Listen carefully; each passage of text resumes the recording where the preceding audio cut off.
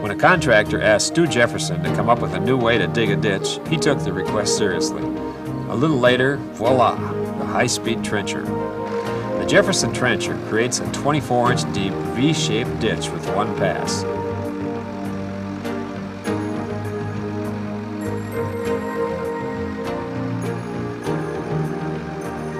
It's mounted on a 3-point of a 60 horsepower or larger tractor. The trencher creates a crisp, clean channel.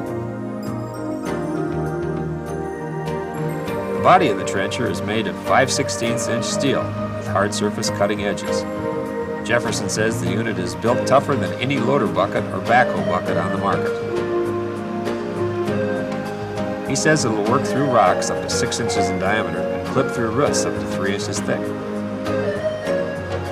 Jefferson says every angle on the trencher was designed to provide smooth, high-speed performance under conditions ranging from sandy soils to the stickiest clay. The machine also works as a trench filler, just mounted in the opposite direction. Drive over the trench with the unit flat on the surface, and the trench is closed. Slick as a whistle, we'd say.